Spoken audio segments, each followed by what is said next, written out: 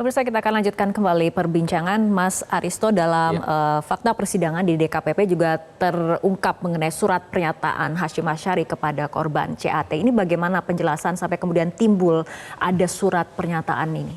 Jadi surat pernyataan itu tidak timbul tiba-tiba ya. Yang pertama, surat pernyataan itu adalah refleksi atau kulminasi ya, titik puncak dari janji-janji, kemudian dari rayuan-rayuan yang dilakukan oleh Ketua KPU terhadap klien saya. Jadi saya katakan surat pernyataan itu bagian dari metode, ya, metode untuk memanipulasi seseorang demi kepentingan atau hasrat pribadinya. Nah, kalau dilihat dari surat pernyataan itu kan dari janji-janji yang sebelumnya itu adalah misalnya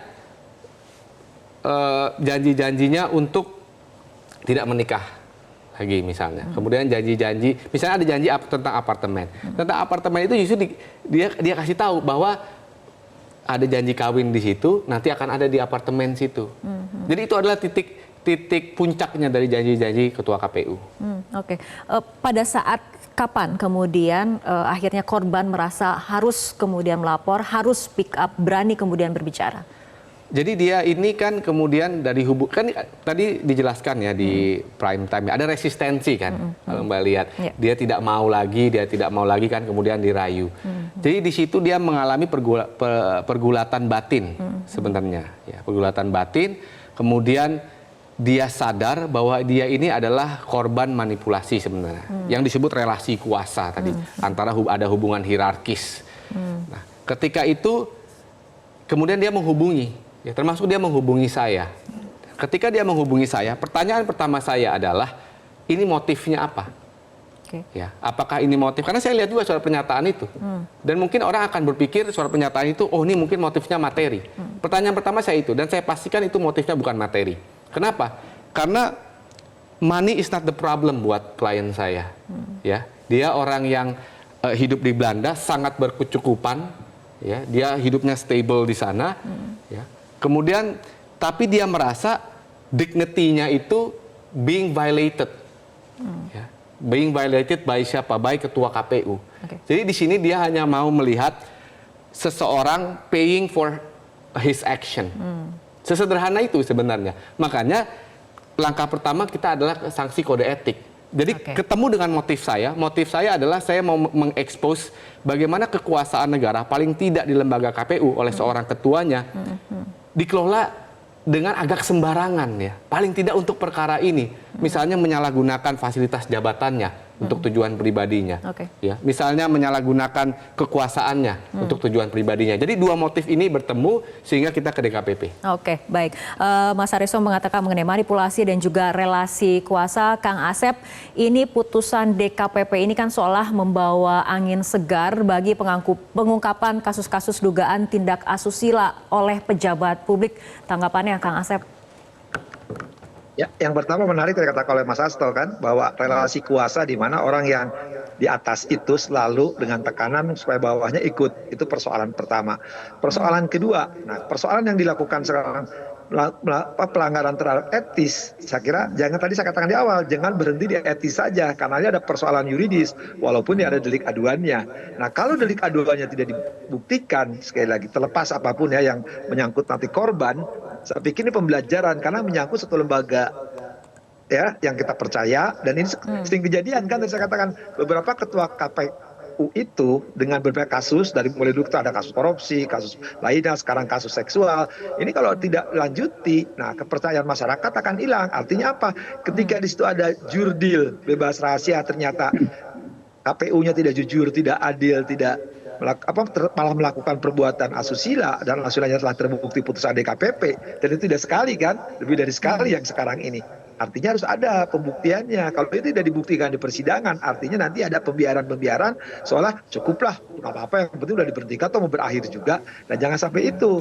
Nah, publik perlu tahu bahwa ada pembelajaran yang lebih berharga, sanksi di samping sanksi sosial, sanksi etis, ada sanksi yuridis. Kalau saya lebih ke arah sana. Dan untuk membuktikan tadi yang dikatakan Mas Hasto tadi kan, bahwa nilai uang 4 apartemen dan seterusnya, 4 berapa poin itu ya, itu dibuktikan bahwa itu bukan tindakan dalam arti ya, entah itu imbal jasa, imbal apa, tapi harus dibuktikan bahwa itu adalah rayuan-rayuan atau ya bagaimana relasi kuasa bisa berlangsung dengan kata-kata atau ya lebih tahu lah Pak di fakta persidangan siapa yang tidak etis untuk dikemukakan di forum ini ya.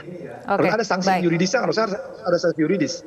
Oke, baik Pak Singgit, tanggapannya sepakatkah dengan pendapat dari Kang Asep?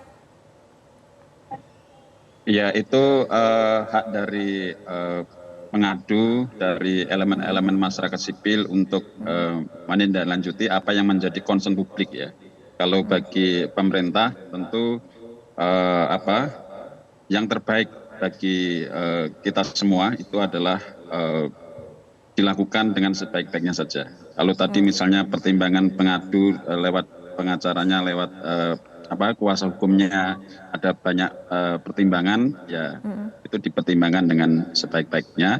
Dan penting juga tadi bahwa ini menjadi momentum ya, momentum setidaknya bagi penyelenggara pemilu sendiri untuk mengevaluasi ke dalam dan di setiap level penyelenggaraan, tidak hanya terkait dengan kasus etik dalam yang menimpa Ketua KPU ini, tetapi juga hal-hal lain yang bersifat etis yang nanti juga dapat merugikan penyelenggaraan pemilu ke depan. Itu perlu dievaluasi. Karena kemudian masyarakat juga khawatir bahwa kondisi ini akan berpengaruh pada pelaksanaan pilkada serentak nanti, Pak Sigit.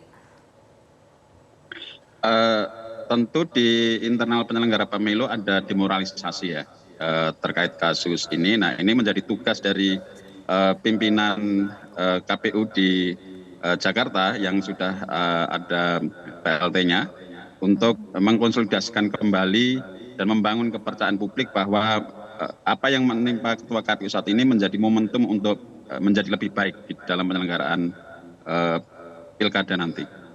Oke, baik, kembali ke Mas Aristo, apakah menurut Anda jika memang kita berbicara tadi ada efek jeraknya seperti itu, apakah ini juga akan menjadi pertimbangan dari pihak korban, mungkin tidak hanya kemudian berhenti pada putusan DKPP, sanksi etis? Iya, ini sudah dipertimbangkan ya, sudah dipertimbangkan, dan seperti saya bilang tadi, dengan konstruksi hukum yang sudah dikonfirm oleh DKPP, ini one step closer, karena di Undang-Undang TPKS itu, alat bukti utamanya itu adalah sebenarnya kesaksian dari korban. Dan kesaksian dari korban ini sudah dikonfirm validitasnya oleh DKPP. Kalau itu iya, kalau soal pidana, betul, memang sangat ada peluang ke sana. Sangat ada peluang ke sana. Jadi saya tidak menghapus itu dari opsi.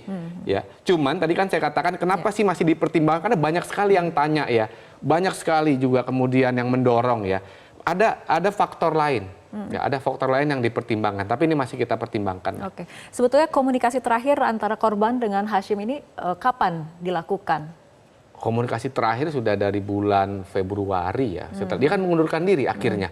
Karena kan tadi ada resistensi kan tadi. Saya yang udah nggak mau lagi seperti ini misalnya. Kemudian dia mengundurkan diri pada bulan Februari dan ada di deskripsi DKPP itu. Artinya setelah itu tidak ada komunikasi lagi. Tidak ada pasca komunikasi putusan lagi. DKPP ada tidak kemudian upaya komunikasi? Nggak ada dong. Nggak ada. Jadi memang tujuannya juga nggak akan berkomunikasi lagi. Jadi tujuannya tadi dia mau mengembalikan dignity-nya. Ya, ini persoalan yang sangat fundamental. Oke. CAT sendiri kondisinya saat ini seperti apa, Mas Aristo?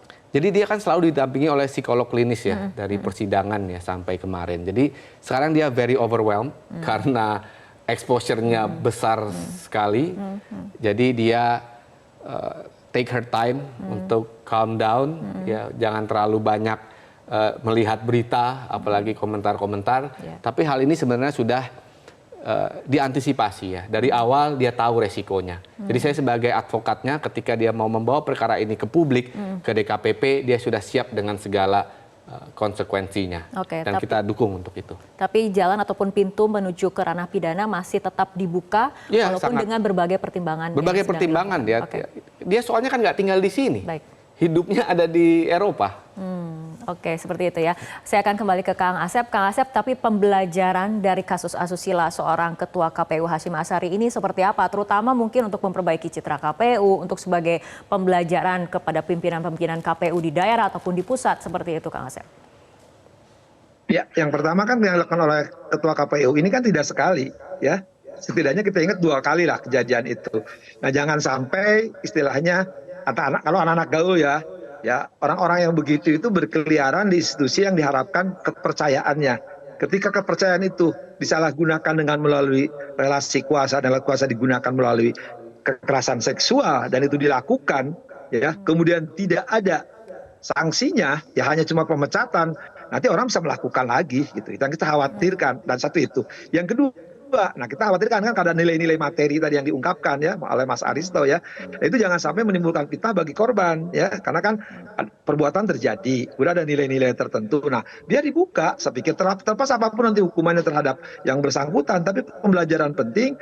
Ini kan ada beberapa oknum-oknum kejadian juga di beberapa daerah kan, beberapa yang melakukan seperti itu tidak belajar, relasi kuasa ini akan berlangsung. Apa artinya undang-undang kekerasan seksual kalau ini nggak dilaksanakan, cuma jadi tameng bagi perlindungan, hanya memuaskan kelompok tertentu gitu. Tapi sementara yang melakukan tidak ada sanksinya. Kalau bagi saya harus ada sanksinya, karena ini kepercayaan tadi ya, kejujuran yang harus diwujudkan di lingkungannya sendirinya ketika menganjurkan para peserta pilkada, pilpres, pileg untuk jujur, tapi yang bersangkutan tidak jujur terhadap lingkungan dirinya. Artinya ya ada kejujuran, ada janji-janji palsu yang tidak ada sanksinya yang mengarah ke seksual tadi. Dan terbukti kan faktanya ada kejadian itu kan. Jadi sampai fakta kejadian itu cuma hanya sanksi berhenti dan dia mundur. Saya pikir janganlah. Apa artinya undang-undang dibuat tapi tidak sanksi, tidak dilaksanakan gitu. Oke, baik, kita harapkan ada evaluasi ke depannya ya. Terima kasih Kang Asep, Pak Sigit telah berbincang bersama kami malam hari ini dalam Prime Time News. Mas Aristo juga terima kasih telah hadir di studio Metro TV. Pemirsa tetaplah bersama kami, Prime Time News akan segera kembali sesaat lagi. Jelajahi cara baru mendapatkan informasi. Download Metro TV Extend sekarang.